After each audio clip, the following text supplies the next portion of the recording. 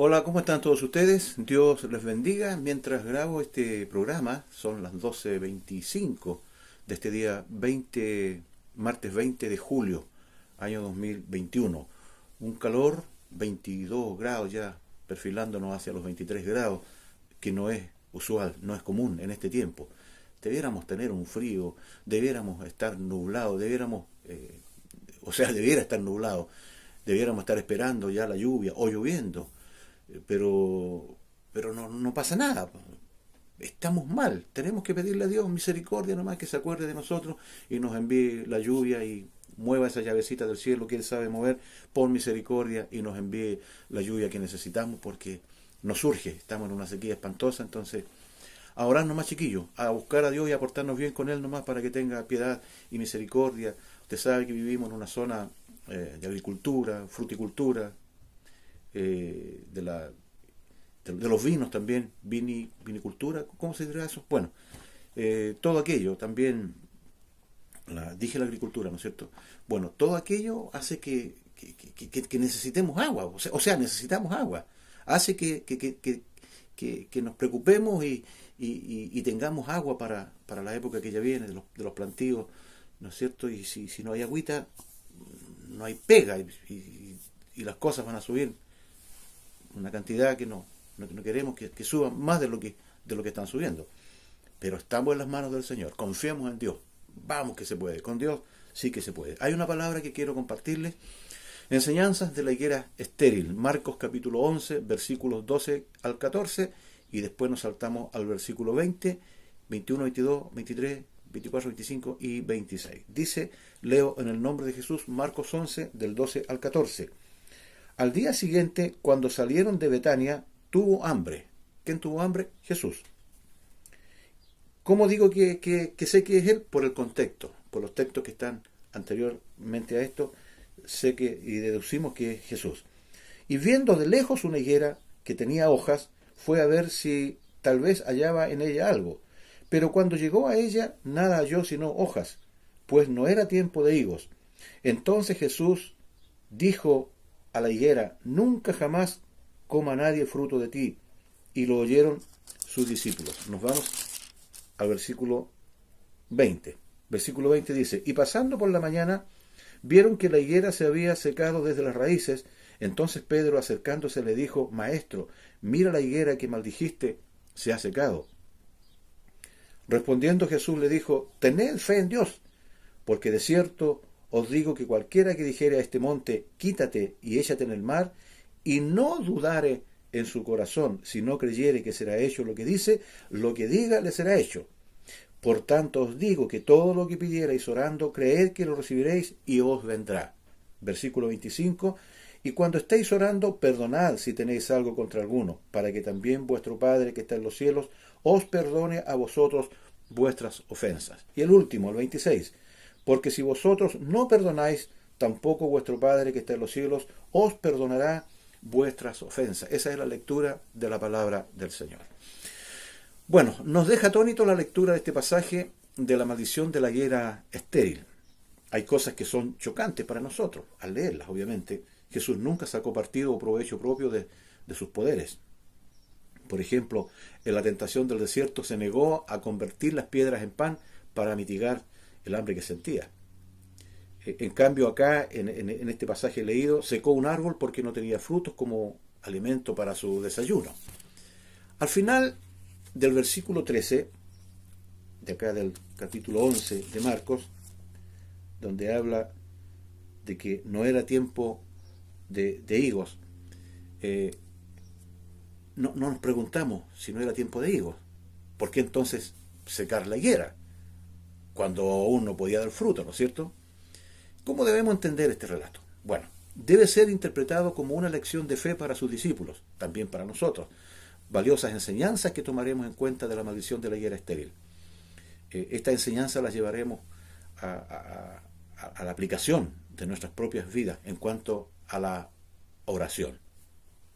En ese ángulo nos vamos a enfocar. Primera enseñanza, la fe en Dios. Versículo 22, versículos 22 y 23. Respondiendo Jesús les dijo, tened fe en Dios, Porque de cierto os digo que cualquiera que dijera a este monte, quítate y échate en el mar, y no dudare en su corazón, si no creyere que será hecho lo que dice, lo que diga será hecho. Tened fe en Dios. La fe la debemos poner en Dios. No fe en la oración, sino fe en Dios, en ese Dios a quien nosotros oramos. Tened fe en Dios. Tengan fe en Dios. Cuando ustedes oren, pongan su fe en Dios.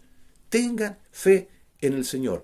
La Biblia dice en Hebreos 11:6 que sin fe es imposible que agrademos al Señor, porque el que se acerca a Él crea que le hay y que es galardonador de aquellos que le buscan. Por lo tanto, cuando nosotros vamos a orar, creamos que nos arrodillamos cuando elegimos esta postura corporal, ¿no es cierto? Que más importante es lo que la disposición interior del alma con respecto a la oración. Pero creamos que Dios existe, que Dios está escuchándonos y que es galardonador. Es decir, nos recompensa, nos escucha, nos atiende nuestras plegarias, nuestras oraciones, de aquellos que en oración le buscan. Entonces, tengan fe en Dios. Esa es la primera enseñanza que tomamos de este pasaje de la maldición de la higuera estéril. La segunda enseñanza es orar creyendo que el Señor va a responder. Vamos al versículo 24. Por tanto os digo que todo lo que pidiereis orando, creed que lo recibiréis y os vendrá. Todo lo que nosotros pedimos orando, creamos que si está en la perfecta voluntad de Dios, que se encuadra a la voluntad de Dios, Dios nos va a responder esa petición, esa solicitud que le estamos haciendo a Él. Entonces tenemos que creer que el Señor nos responderá. Y por supuesto que el Señor responde. Tengo testimonios personales y testimonios de mucha gente que a través de los años de cristianos han contado sus experiencias de cómo el Señor les ha oído y les ha respondido sus peticiones. Muchas peticiones, muchísimas peticiones. Tendría que hacer 500 videos más para contarte los testimonios de las veces que el Señor ha escuchado y oído mis oraciones. ¿Por qué? Porque he creído que el Señor responde. Gloria al Señor. Por ejemplo, tenemos la oración de Elías en el monte Carmelo. Él se subió a orar. Él oraba allá en el monte. Él creía que el Señor le iba a responder. Él estaba orando por lluvia. Le dice a su criado, ve y asómate y mira hacia el mar. ¿Qué es lo que ves? No veo nada, le dijo el criado cuando volvió. Ve y vuelve 7 veces. Fue y volvió 7 veces y le dice, ahora sí veo algo. Veo una nube como la palma de una mano, o sea, una pequeña nube. Entonces dijo, viene la lluvia. Y vino torrencialmente aquella lluvia. Entonces él creyó que Dios le iba a responder. Gloria a Dios.